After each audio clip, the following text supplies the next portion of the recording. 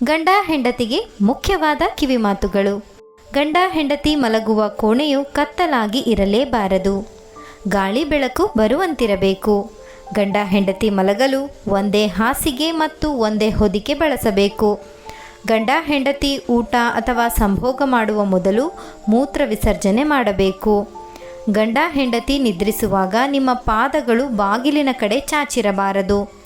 ಮಲಗುವಾಗ ಯಾವಾಗಲೂ ಎಡಭಾಗಕ್ಕೆ ತಿರುಗಿ ಮಲಗಬೇಕು. ಗಂಡ ಹೆಂಡತಿ ಅನ್ಯೋನ್ಯವಾಗಿರಲು ಕೆಲವು ಮುಖ್ಯವಾದ ಸೂತ್ರಗಳು ಇಲ್ಲಿದೆ, ತಪ್ಪದೆ ತಿಳಿಯಿರಿ.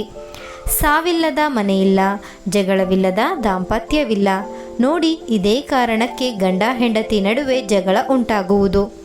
ಜಗಳವಿಲ್ಲದ ಮನೆಗಳೇ ಇರದು ಎಂದರೆ ತಪ್ಪಾಗದು. ಪ್ರತಿಯೊಬ್ಬರ ಸಂಸಾರದಲ್ಲಿ ಜಗಳವಿದ್ದೇ ಇರುವುದು. ಹೊರಗಡೆ ತೋರಿಕೆಗೆ ಮಾತ್ರ ಕೆಲವರು ಪತಿ ಹಾಗೂ ಪತ್ನಿ ತುಂಬ ಒಳ್ಳೆಯ ರೀತಿ ಇರುವರು, ಆದರೆ ಮನೆಯೊಳಗೆ ಜಗಳ ಇದ್ದೇ ಇರುವುದು. ಆದರೆ ಇದು ಅತಿರೇಕಕ್ಕೆ ಹೋದರೆ ಅದರಿಂದ ಸಂಸಾರದ ಮೇಲೆ ಕೆಟ್ಟ ಪರಿಣಾಮ ಬೀರಬಹುದು. ಜಗಳವಾದರೆ ಅದನ್ನು ಸರಿಯಾದ ರೀತಿಯಲ್ಲಿ ನಿಭಾಯಿಸಿಕೊಂಡು ಹೋಗಿ ಸರಿಪಡಿಸಬೇಕು. ಹಣ ಎನ್ನುವ ಎರಡಕ್ಷರವು ಎಲ್ಲ ಕಡೆಗಳಲ್ಲಿ ಜಗಳ ತಂದಿಡುವುದು. ಬೇರೆಯವರ ಸಂಪಾದನೆ ಹೋಲಿಸಿ ಗಂಡನನ್ನು ಅಥವಾ ಹೆಂಡತಿಯನ್ನು ಹೀಯಾಳಿಸಿ ಮಾತನಾಡುವುದು ದೊಡ್ಡ ಕಾರಣವಾಗಿದೆ. ಮನೆಯಲ್ಲಿ ಪತ್ನಿ ಹಾಗೂ ಪತಿ ಜತೆಯಾಗಿ ಮನೆಯ ಬಜೆಟ್ ಮಾಡಬೇಕು ಮತ್ತು ವೆಚ್ಚಗಳ ಬಗ್ಗೆ ಗಮನ ಹರಿಸಬೇಕು. ನೀವಿಬ್ಬರು ತುಂಬ ಪಾರದರ್ಶಕವಾಗಿ ಎಲ್ಲ ಹಣಕಾಸಿನ ವಿಚಾರಗಳ ಬಗ್ಗೆ ಹೇಳಿಕೊಳ್ಳಬೇಕು. ಕೆಲವೊಮ್ಮೆ ಗಂಡ ಹೆಂಡತಿಯ ಸಂಬಂಧ ಕೆಡಿಸುವುದೇ ಹಣ. ಕೌಟುಂಬಿಕ ಸಂವಹನ ಮಾತನಾಡದೇ ಇರುವುದು ಮತ್ತು ಮಾತುಗಳನ್ನು ಆಲಿಸದೇ ಇರುವ ಪರಿಣಾಮಕವಾಗಿ ಸಂಬಂಧಗಳಲ್ಲಿ ಜಗಳವು ಬರಬಹುದು. ಹೀಗಾಗಿ ಊಟದ ವೇಳೆ ಟಿವಿ ನೋಡಬೇಡಿ. ಪ್ರತಿನಿತ್ಯವೂ ಸಂಜೆ 30 ನಿಮಿಷ ಕಾಲ ನೀವಿಬ್ಬರು ಮಾತನಾಡಿ. ಪ್ರತಿನಿತ್ಯವೂ ನೀವು ಮೊದಲಾಗಿ ಸಂವಹನ ಆರಂಭಿಸಿ. ಮಕ್ಕಳ ವಿಚಾರವಾಗಿ ಹೆಚ್ಚಿನ ದಾಂಪತ್ಯದಲ್ಲಿ ಜಗಳವಾಗುವುದು ಕೂಡ ಇದೆ. ಏಕೆಂದರೆ ಇಲ್ಲಿ ಇಬ್ಬರು ಅವರನ್ನು ಅತಿಯಾಗಿ ಪ್ರೀತಿಸುವ ಕಾರಣದಿಂದಾಗಿ ಜಗಳ ಆಗುವುದು ಸಹಜ. ಜಗಳವನ್ನು ಯಾವತ್ತಿಗೂ ಸಂವಹನವಾಗಿ ಬಗೆಹರಿಸಿಕೊಳ್ಳಿ. ಒತ್ತಡದ ಆಧುನಿಕ ಜಗತ್ತಿನಲ್ಲಿ ದಂಪತಿಗಳ ಮಧ್ಯೆ ಅನ್ಯೋನ್ಯತೆ ಎನ್ನುವುದು ಕಡಿಮೆಯಾಗುತ್ತಲಿದೆ. ನೀವಿಬ್ಬರು ಜತೆಯಾಗಿ ಸಮಯ ಕಳೆಯಬೇಕು. ನಿಮಗೆ ಇಷ್ಟವಾಗಿರುವಂತಹ ಜಾಗಕ್ಕೆ ಇಬ್ಬರು ಹೋಗಿ ಬನ್ನಿ. ಮತ್ತು ನಿಮ್ಮಿಬ್ಬರ ಮಧ್ಯೆ ಅನ್ಯೋನ್ಯತೆ ಕಿಡಿ ಹಚ್ಚಿಕೊಳ್ಳಿ. ಅಹಂಭಾವ ಮತ್ತು ಹೊಟ್ಟೆ ಕಿಚ್ಚುಪಡುವ ಭಾವನೆಗಳು ನಿಮ್ಮ ಶತ್ರುಗಳು. ಸಮಯದ ಅಭಾವದ ಬಗ್ಗೆ ಹೆಚ್ಚಿನ ದಾಂಪತ್ಯದಲ್ಲಿ ಜಗಳಗಳು ಆಗುವುದು.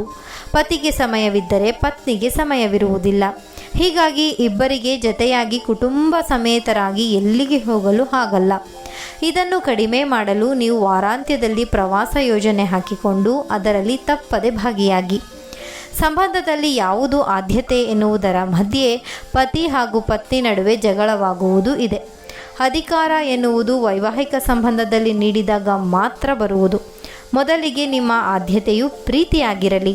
ಪ್ರೀತಿಯು ಯಾವತ್ತಿಗೂ ಅಗೌರವ ತೋರಿಸಲ್ಲ. ವೈರಿ ವಿರುದ್ಧ ಅಸೂಯೆ ಇಟ್ಟುಕೊಳ್ಳಬೇಕು ಎನ್ನುವ ಮಾತಿದೆ. ಆದರೆ ಕೆಲವೊಂದು ಸಂಸಾರದಲ್ಲಿ ಪತಿ ಹಾಗೂ ಪತ್ನಿ ನಡುವೆ ಅಸೂಯೆಯೇ ಇರುವುದು. ಮಕ್ಕಳು, ವೃತ್ತಿ, ಸ್ನೇಹಿತರು, ಸಹೋದ್ಯೋಗಿಗಳು ಇತ್ಯಾದಿಗಳಲ್ಲಿ ಅಸೂಯೆ ಬರುವುದು. ಇದಕ್ಕಾಗಿ ನೀವು ಪತ್ನಿಯ ಜೊತೆ ಸರಿಯಾಗಿ ಮಾತನಾಡಿಕೊಂಡು ಎಲ್ಲವನ್ನ ನಿಭಾಯಿಸಿ. ಗಂಡ ಹೆಂಡತಿಯ ಸಂಬಂಧದ ಮಧ್ಯೆ ಹೊಟ್ಟೆ ಕಿಚ್ಚು ಬರಬಾರದು.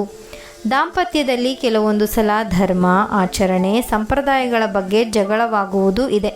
ಒಬ್ಬರ ಆಸಕ್ತಿಯು ಇನ್ನೊಬ್ಬರ ಆಸಕ್ತಿಗೆ ವಿರುದ್ಧವಾಗಿರುವುದು ಇದಕ್ಕೆ ಕಾರಣ.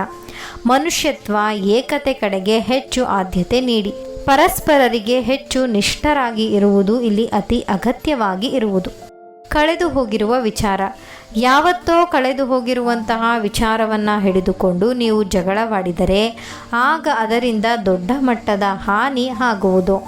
ಕೆಲವೊಂದು ವಿಚಾರಗಳನ್ನು ಪದೇ ಪದೇ ಕೆಣಕಿ ಜಗಳವಾಡುವಂತಹ ದಂಪತಿಯೂ ಇರುವರು. ಆದರೆ ಕಳೆದು ಹೋದ ಸಮಯ, ಆಡಿದ ಮಾತು ಮತ್ತೆ ಬರದು. ಹೀಗಾಗಿ ಪ್ರಯೋಜನವಿಲ್ಲದ ವಿಚಾರಕ್ಕೆ ಜಗಳವಾಡಬೇಡಿ. ಇದೇ ಸಮಸ್ಯೆಗಳಿಂದ ಗಂಡ ಹೆಂಡತಿ ನಡುವಿನ ಸಂಬಂಧ ಹಾಳಾಗುವುದು. ಆದ್ದರಿಂದ ಎಚ್ಚರಿಕೆ ವಹಿಸುವುದು ಬಹಳ ಅಗತ್ಯ. ಸ್ನೇಹಿತರೆ, ಈ ಮಾಹಿತಿ ನಿಮಗೆ ಇಷ್ಟವಾದರೆ ಅಥವಾ ಸರಿ ಎನಿಸಿದರೆ ದಯವಿಟ್ಟು ಲೈಕ್ ಮಾಡೋದನ್ನು ಮರಿಬೇಡಿ. ಹಾಗೂ ಮತ್ತಷ್ಟು ವಿಡಿಯೋಸ್ಗಳಿಗಾಗಿ ನಮ್ಮ ಚಾನಲನ್ನು ಸಬ್ಸ್ಕ್ರೈಬ್ ಮಾಡಿ. ಕೇಳಿದ್ದಕ್ಕಾಗಿ ಧನ್ಯವಾದಗಳು.